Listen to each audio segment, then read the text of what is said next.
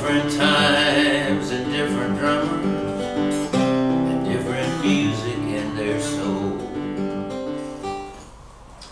My mama of the World War II generation. So, you know, every generation has their own music that they listen to. It's like people say, if you want to cause people's memory to get activated, play the music they grew up on. Motown will do it for you, wouldn't it? Right? Sam and Dave or something, probably. I don't know. Yeah.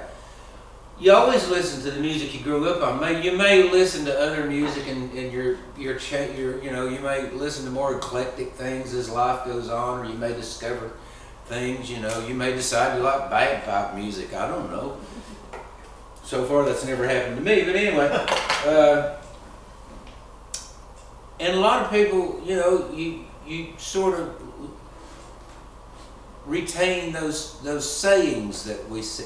Every once in a while, I'll catch myself saying groovy.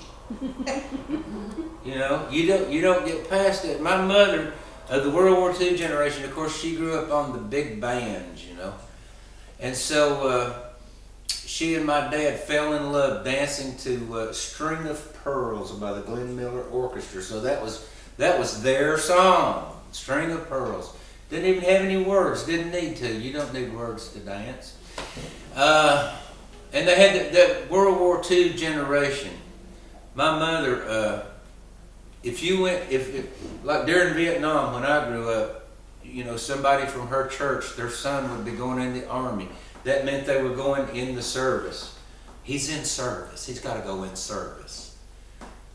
We just called it being drafted, you know. But to that World War II generation, he'll be in service. And typically, if you were in service, that meant that you were going to go overseas, right? I think my mother thought Arkansas was overseas, you know.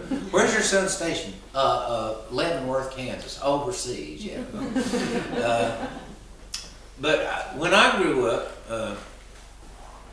as I say, I'm 67. I was born in 1948. When I grew up, some of you are old enough to remember. You remember when there was just radio? There was no country radio, rock and roll radio. There was no format. It was just radio. My brother had a radio show when he was in high school. When he left for college, I inherited the radio show when I was in high school. And I would play Hank Williams and the Beatles back to back. It didn't matter, you know. It was just radio. It was not FM or AM. It was just radio. So this is a song about small towns and radio and generations and stuff like that.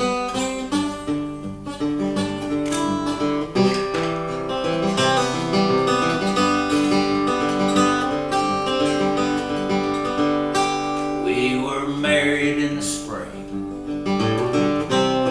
of 1943.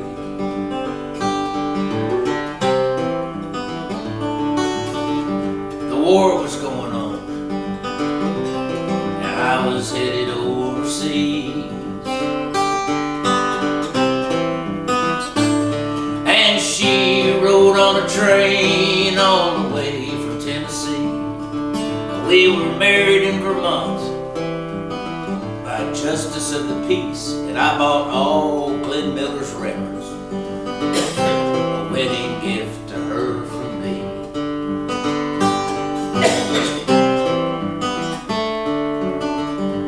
I went in the army. They let me drive the Jeep.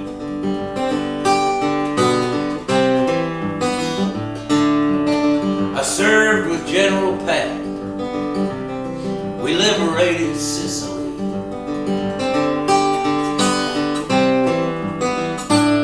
And when the war was over, I came back home to her, and we built a little house in downtown Gatlinburg. Had a son that we called Eddie,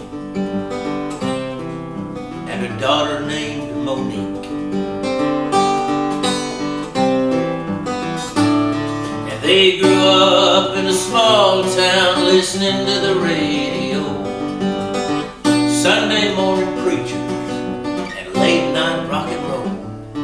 Different times and different drummers, different different music in their souls.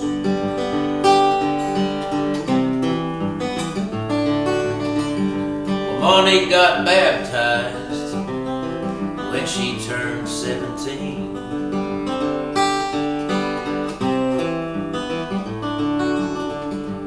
She became a missionary, went to Mozambique. And Eddie saw the light the day John Lennon died. And he learned to play guitar, and it took him far and wide. But Monique and Eddie wrote to each other every week.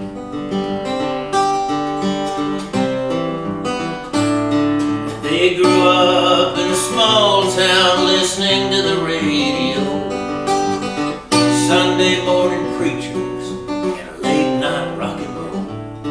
Different times and different drummers and different music in their souls.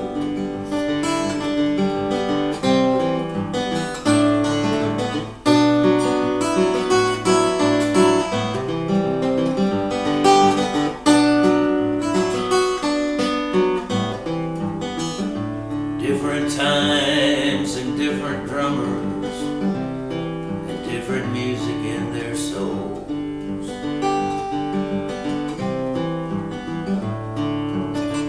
Well, Eddie came back home. He teaches music at the school.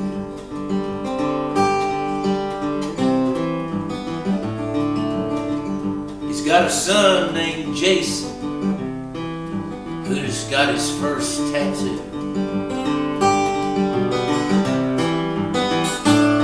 And Monique married the preacher of the Baptist church on Main. They've got a daughter they named Christy.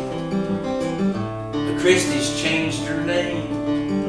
She calls herself Natasha. Lives in Kathmandu.